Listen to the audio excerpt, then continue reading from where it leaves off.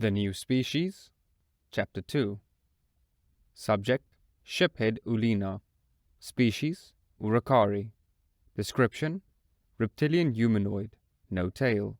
5 foot 3 inches, 1.6 meters average height. 135 pounds, 61 kilograms average weight. 105-year life expectancy. Ship, RSV Lowalana. Translation, fights with honor.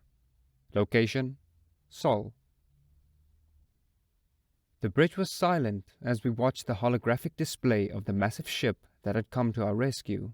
The armor plating of the ship gave it a shape of driftwood, or something an artist would try to create with driftwood before they gave up part of the way through. Flat, semi-round, and very, very thick plates covered almost the entirety of the vessel, with the exception of a few spots. It took me some time to realize that those spots were likely weapon ports, or maybe even fighter bays.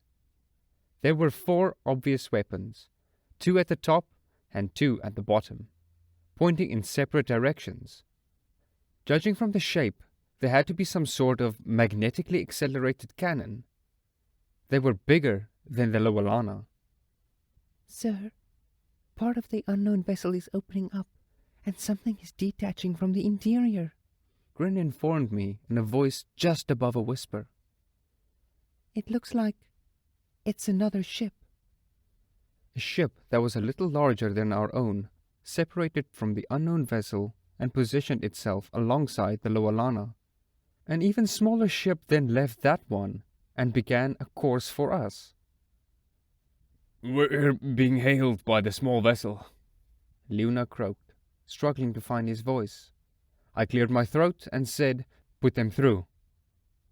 The speakers crackled to life, and the voice on the other side said, "RSV Lowalana, this is Lieutenant Sergei Babanin of the USSS Valor. Please respond." "We're here, Lieutenant Sergei Babanin of the USSS Valor. I am Shiphead Ulina, and this is the RSV Lowalana. You have permission to come aboard," I said, trying to mask the tension in my voice. This was the worst-case scenario for a first contact from a species outside of the Republic. Indebting ourselves at first contact is definitely going to have some political backlash, especially with some of the more xenophobic member species. You would think that going to war would be, but being indebted to someone you don't know is usually a lose-lose scenario. Either we're out something by repaying the debt, or we don't repay the debt and go to war anyway. Well, Lieutenant Babanin began hesitantly. "We're not quite ready for boarding yet. We're showing several hull breaches, and your structural integrity is, well..."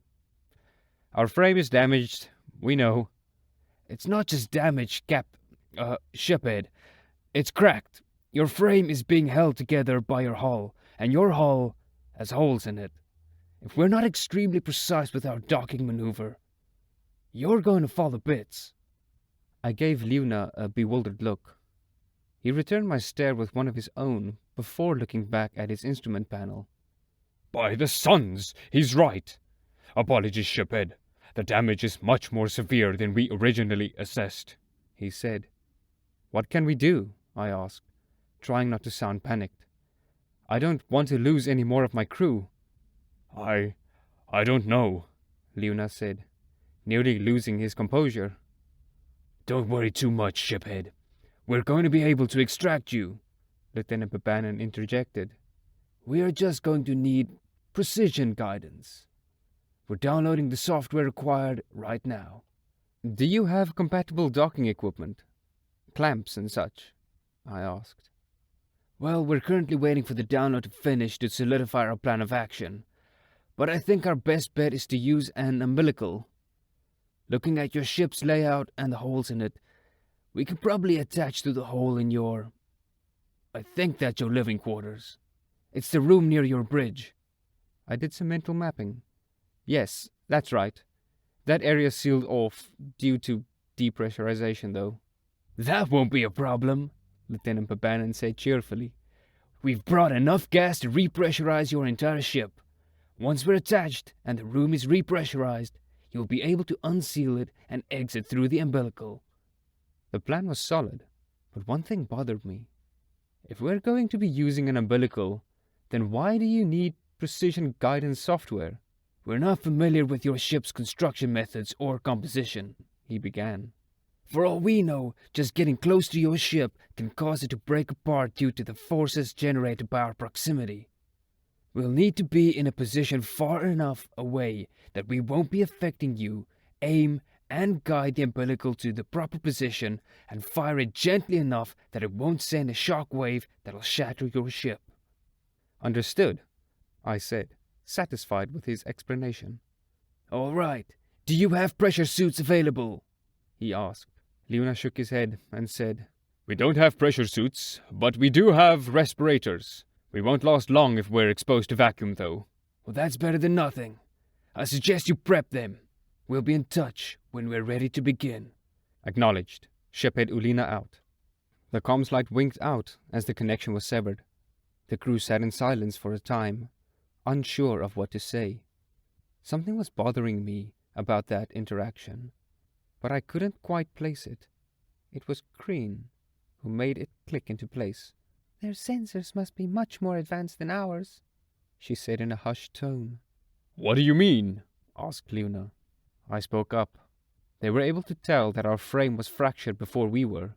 They were also able to determine our ship's layout to a degree that allowed them to formulate a rescue plan without consulting us. Not only that, but they were able to scan our databases well enough to be able to extrapolate and translate our language. More silence.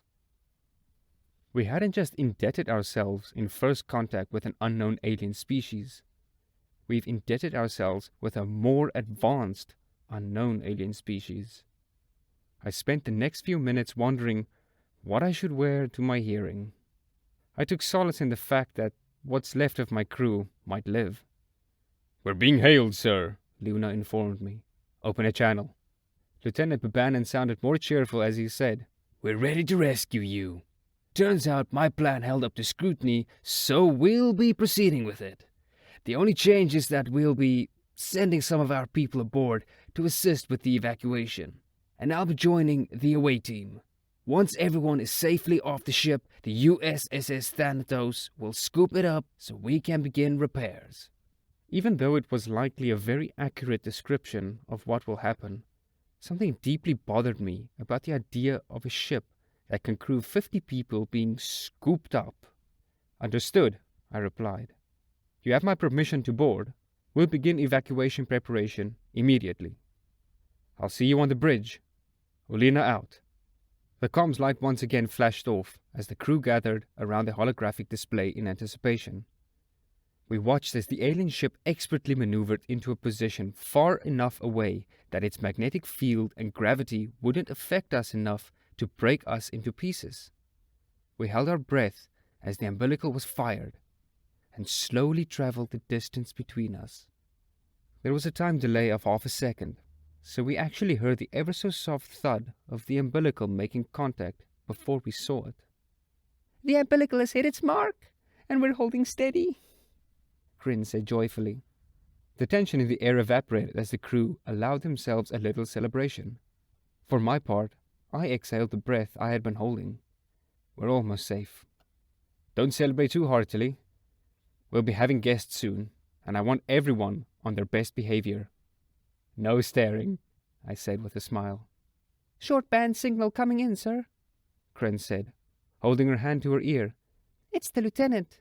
He and his team are proceeding through the umbilical. Okay, everyone, respirators on. I want the injured evacuated first, then the non-essentials. Kryn, Luna, you'll be evacuating with me, I said with as much authority as I could muster. Yes, sir, the remaining crew said unanimously. Sir, they're aboard. The lieutenant is headed this way, Kryn said. I heard the thudded footsteps before I saw what they belonged to. The first one through the door was huge. I was fooled at first, because it had to slump through the door, but when it rose to its full height, at least 6 foot 5 inches, 195 centimeters, and very wide, it was obviously wearing a pressure suit, but the suit looked more like body armor. The helmet was completely opaque, with what looked like lights and cameras installed. There were thick plates strategically placed on what looked like rubbery weaved bodysuits. The bodysuit was black, but everything else was navy blue. We were all staring in a shocked silence when the other two monstrosities crouched through the door. They were both 7 feet, 216 centimeters tall, and wearing a similar pressure suit, but in olive drab. Even under such seemingly cumbersome attire, it was obvious that their musculature would put our most avid bodybuilders to shame. I fought my fight-or-flight instincts, as I briefly wondered if they were even organic at all. "Air safe, Lieutenant," one of the green monstrosities said. The one in blue took off his helmet to reveal soft beige skin, with golden high-cut hair. His piercing blue eyes scanned the room like a predator before he affixed his gaze to me. His lips curled in what could be mistaken for a snarl, showing 4 pointed teeth and several flat ones. This actually set me at ease, because I recognized the expression as a smile. Several primate species have similar expressions. Even the Urukhari have their own variation. "You must be Shiphead Ulina," it said. Yes, and you must be Lieutenant Babanan. Welcome aboard, I said, trying my best not to stammer. "I'm sorry if we look frightening.